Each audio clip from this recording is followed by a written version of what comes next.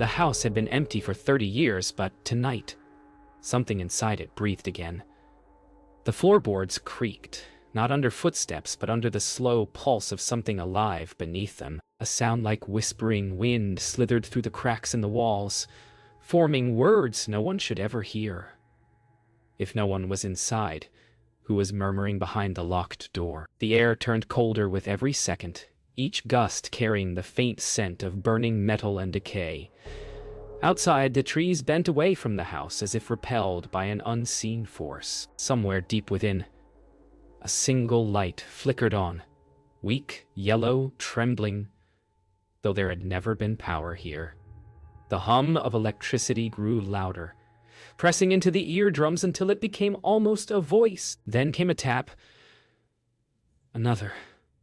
Then a dragging sound across the floor, followed by silence so deep it swallowed breath itself. That's when the mirror on the far wall fogged up, and a handprint appeared from the inside. The front door stood open now, though no one had touched it.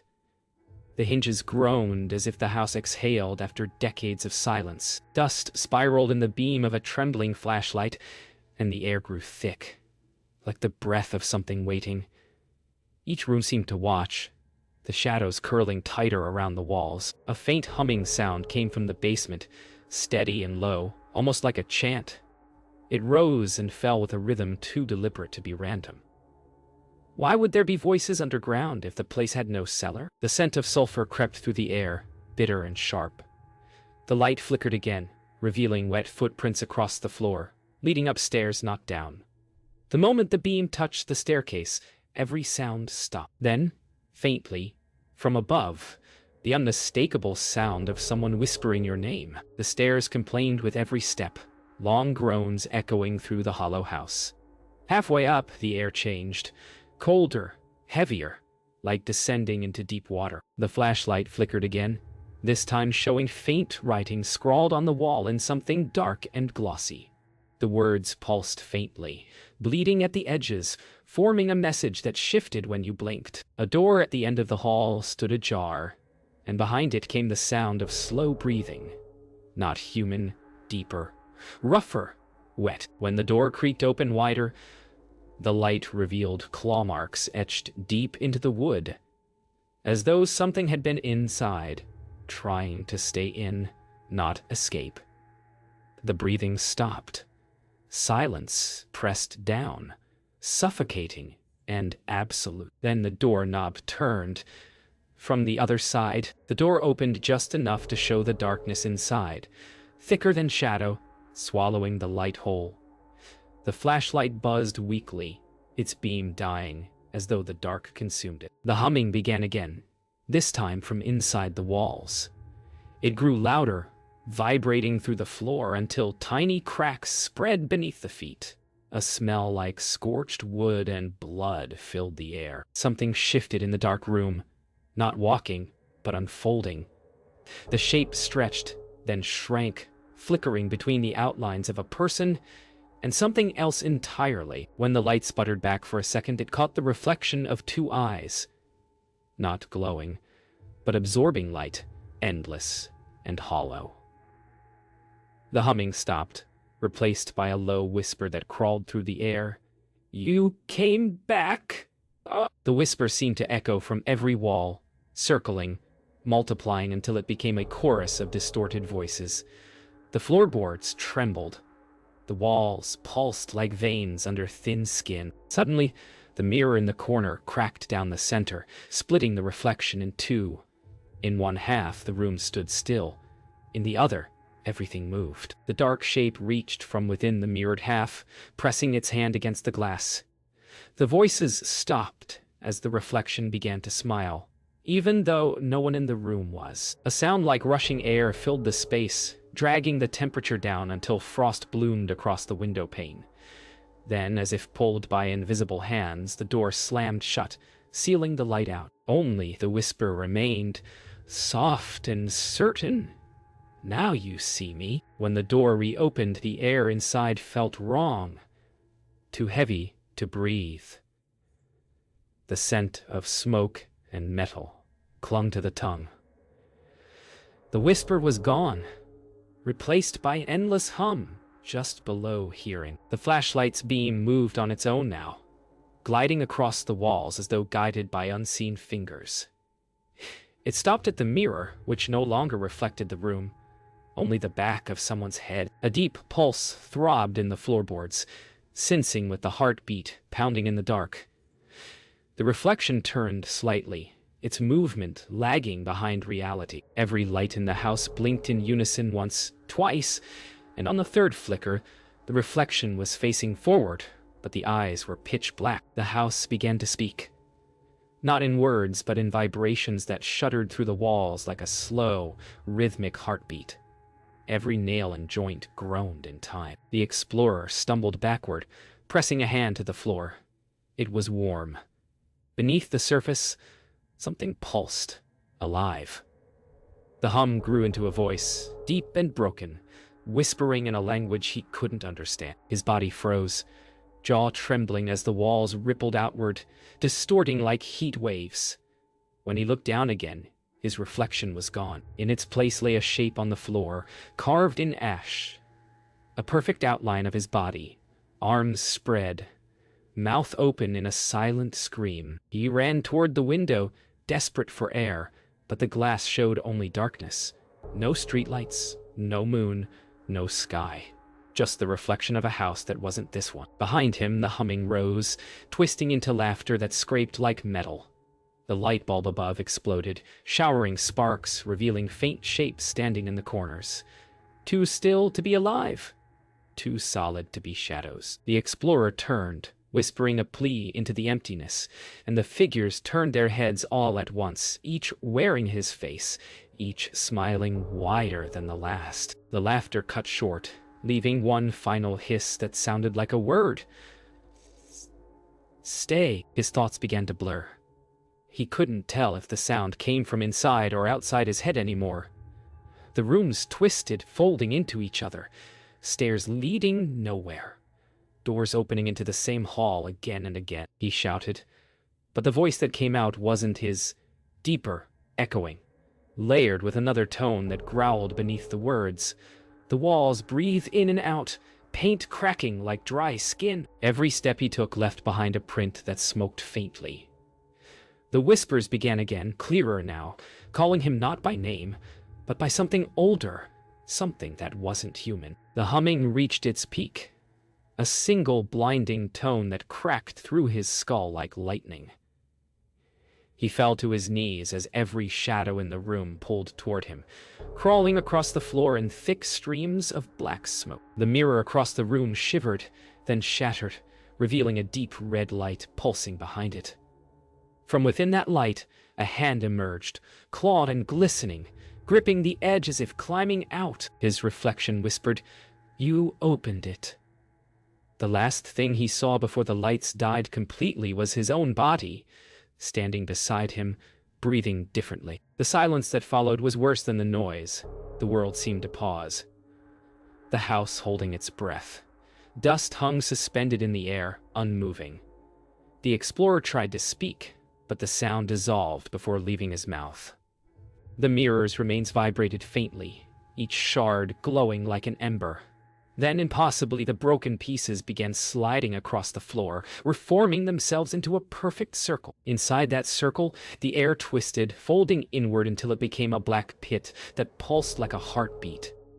The house's walls bent toward it, wood splintering under invisible weight. He felt the pull, too, his body leaning forward, drawn toward the dark that now had depth.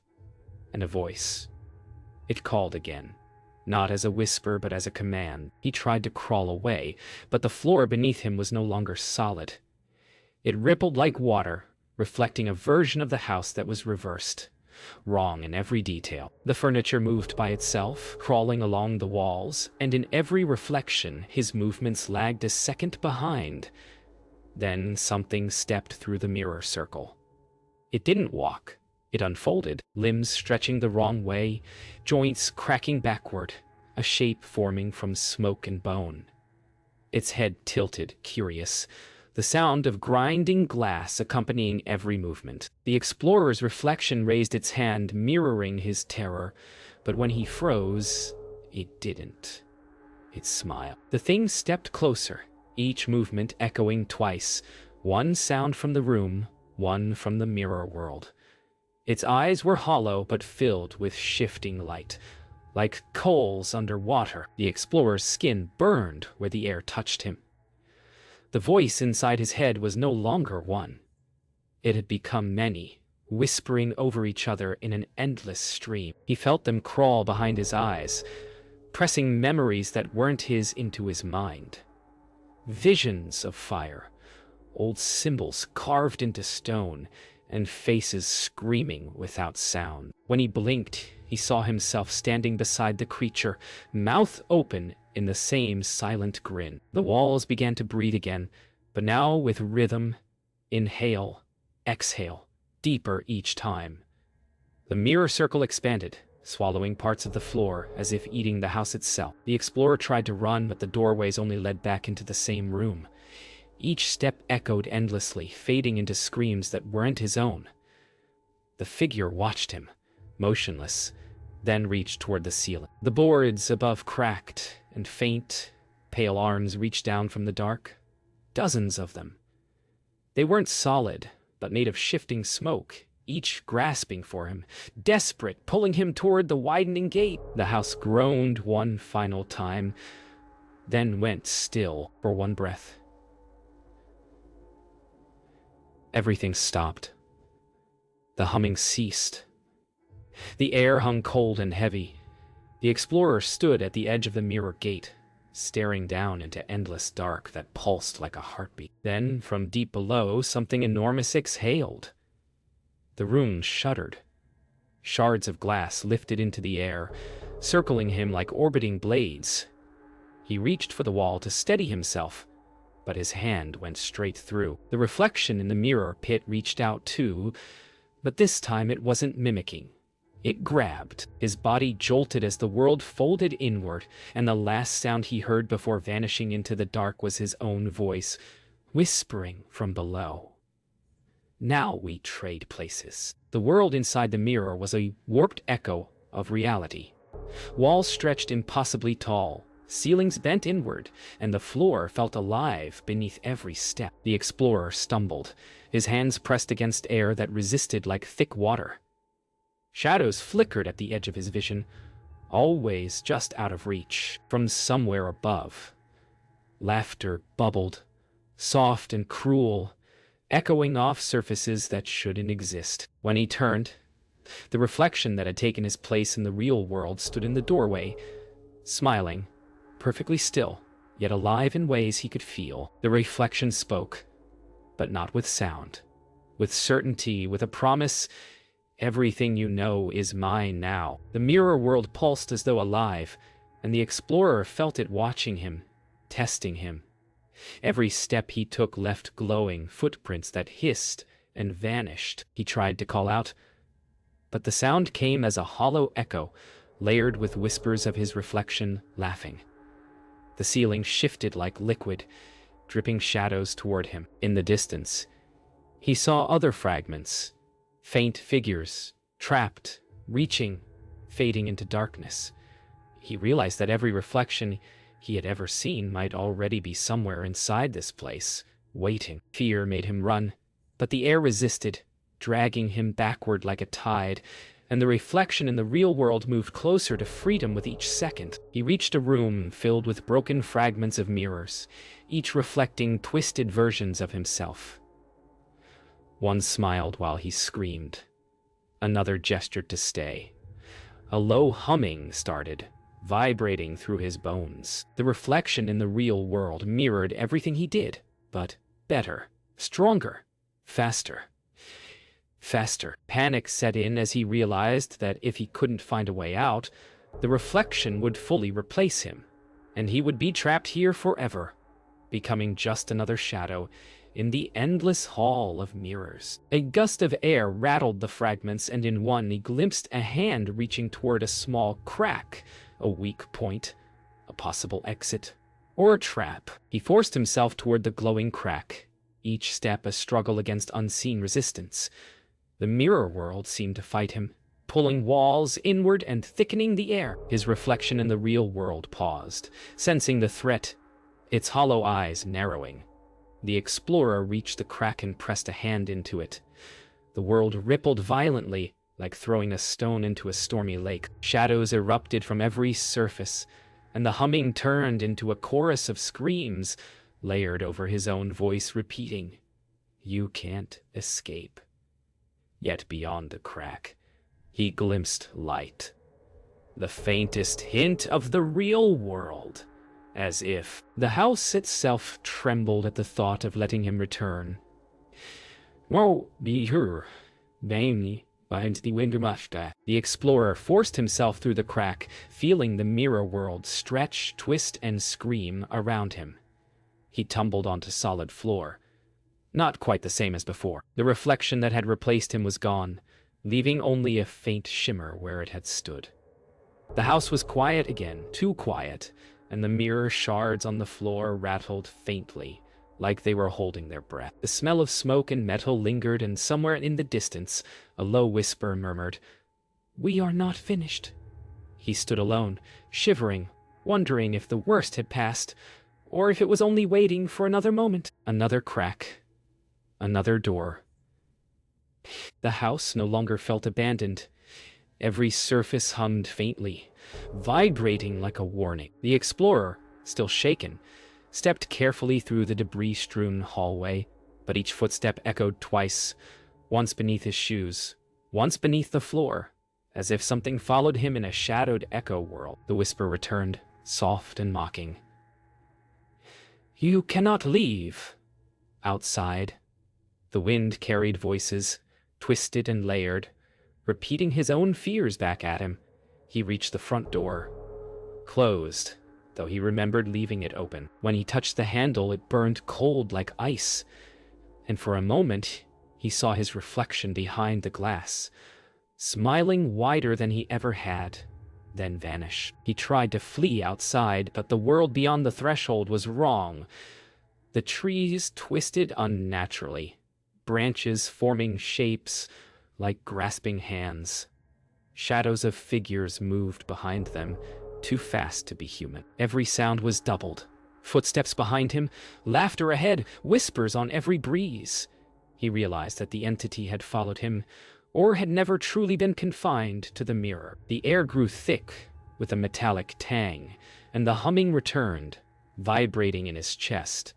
In the distance, he saw someone or something walking toward him. Its movements were jerky, unnatural, and each step seemed to make the world distort even further. He ran, but the entity mirrored him at every turn, appearing simultaneously behind and in front, impossibly fast. The air thickened, slowing his movements, yet the creature never seemed hindered. He glanced at a puddle on the ground and saw not his own reflection, but dozens of faces screaming, each one his own, each twisted by pain and fear. The whispers became a chorus of taunts, pushing him forward, backward, spinning him in place. His breath came in ragged gasps as he realized the entity didn't need to chase him. It simply was everywhere, waiting for a crack, a hesitation, a single moment of weakness. A sudden gust slammed him to the ground, and the shadows pressed closer, forming solid shapes from the darkness. The entity spoke. No words, just a vibration that rattled his bones. "You belong here." The explorer clawed at the dirt, desperate, feeling invisible threads pull at him. Each thread tugged memories, fears, and fragments of himself, twisting them into the shadows. The air was alive with murmurs of his own voice, pleading and screaming at once. The ground beneath him cracked, revealing faint glowing veins leading back toward the house, as if the building itself was calling him home, drawing him back into the mirror's prison. The explorer forced himself to his feet, but the world around him shivered, bending and twisting. The entity's echo stood before him, an impossible duplicate, every motion precise, every expression mocking. He realized he could not defeat it, not in force, not in flight. The only choice was to survive the gaze of his own reflection, to move carefully, step by step, as the house's influence spread like a shadow over everything nearby. The whispers grew softer, as if savoring the tension. A single door appeared ahead, its frame glowing faintly. Could it be escape, or the next trap? He took a shaky step forward, knowing that whatever awaited him would demand more than courage. It would demand surrender. The door before him pulsed faintly, a heartbeat in the darkness. He hesitated, but a shiver ran down his spine. The shadows behind him had thickened, pressing like living walls. When he stepped through, the world twisted again. Streets he had walked before now bent unnaturally. Buildings stretched and leaned toward him, windows reflecting faces that weren't there. The air smelled of scorched metal and wet earth, and the wind carried whispers repeating his name, louder this time, more demanding. Somewhere nearby, the entity moved, unseen but present, threading through reality like smoke through cracks. Every light flickered in his path, casting shadows that moved independently, anticipating his steps. He ran along streets that looped back on themselves, every corner revealing another version of the entity. Faster, stronger, always just behind him. Shadows merged with the buildings, forming long, skeletal hands that reached down to snatch at him. When he glanced at a puddle, the reflection wasn't his own anymore. It was the entity, grinning, mimicking every movement, its eyes glowing faintly red. The city felt alive, bending, breathing, feeding on his fear. He realized the entity no longer needed mirrors. It was now part of the world, capable of crossing any reflective surface, any shadow, any whisper of light. A sudden street lamp flickered, and the entity solidified in the real world, taller, darker, limbs stretching unnaturally.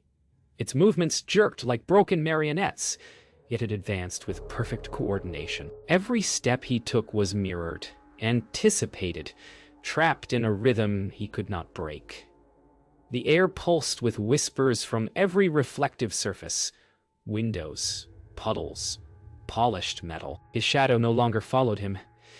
It fled ahead, stretching toward the entity, dragging fragments of himself into its grasp. Fear sharpened his senses. Every surface could betray him. Every reflection could be the next assault. The city had become a hunting ground. He ducked into an alley, the walls narrowing, the air thick with mist and metallic tang. The entity followed, moving impossibly fast, sometimes appearing in the shadows to the left, sometimes ahead. He could hear his own voice calling for help, layered with countless echoes, all his own, all distorted. A mirror propped against a wall caught his eye, but he froze. Inside the reflection, dozens of versions of himself screamed in silent agony, hands clawing at the surface. The entity reached toward the mirror, and the reflections writhed as if drawn into it, leaving only darkness behind. He understood. The entity could now pull him into any reflective surface, anywhere. Survival meant never looking, never trusting the world he could see. World he could see. He ran blindly, heart hammering, but the streets bent again, forming corridors that led nowhere. A low hum filled the city, vibrating through concrete and steel. Every reflective surface pulsed faintly with the entity's presence. Shop windows, puddles, even car mirrors. From one puddle, the entity's hand reached out, dragging the surface into itself like water. He stumbled, realizing there was no true escape. The world had become the mirror. Somewhere behind him, the laughter rose, layered, infinite. For the first time, he understood the truth. He had entered a domain where reality itself obeyed the entity. The night pressed in from all sides, and the echoes whispered one promise. We are everywhere now. The city itself seemed alive, folding in impossible angles as he ran. The entity was everywhere at once, in reflections, in shadows, in the faint glint of distant windows. He stumbled into a square surrounded by glass-fronted buildings, each reflecting him back in hundreds of versions, some screaming, some smiling, all moving independently. The whispers had merged into a single voice, thick and suffocating. You cannot hide. You cannot fight. He gritted his teeth, knowing that standing still meant surrender. Somewhere deep inside, he remembered the crack in the first mirror. The weak point.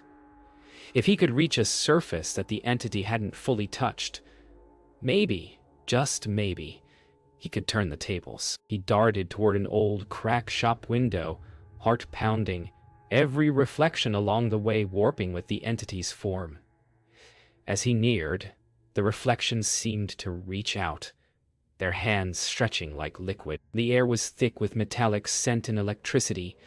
With a desperate lunge, he smashed through the cracked glass. The shards scattered, glowing faintly. And for a moment, the entity screamed.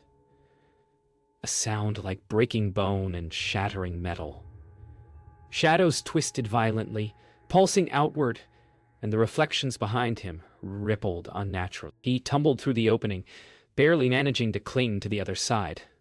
The first taste of space that felt like reality. Outside, the entity surged, erupting from windows and puddles like smoke given form. It twisted and lunged with impossible speed, each movement jerky but calculated. The explorer scrambled to his feet, heart hammering, realizing that fleeing alone was useless. He remembered a fragment of mirror left behind in the abandoned house.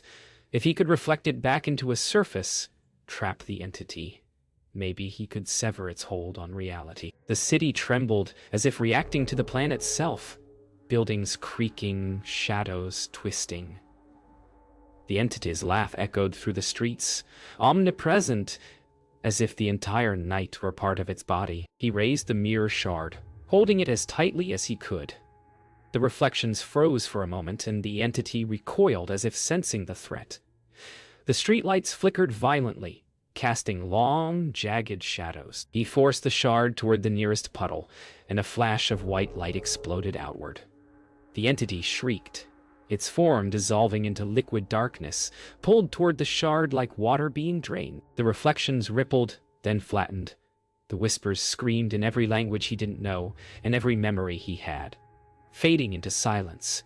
When the shard finally hit the ground, the world settled. The city seemed still, quiet, but the air still carried a faint metallic tang, a reminder that nothing is ever truly gone. He sank to his knees, breathing ragged, the shard cold against his hands. The streets were empty, eerily normal now, yet he knew better. Somewhere, in the mirrors and puddles scattered across the city, a trace of the entity remained, watching, waiting. The hum had faded, replaced by silence that pressed against his ears. For the first time, he felt alone, yet terrified of the quiet. The night seemed calm, but he understood. The line between reflection and reality had been crossed. Somewhere the entity lurked, and every surface, every shadow was a potential doorway. He looked at his own reflection in a nearby window. It smiled back. But this time, it was him. For now.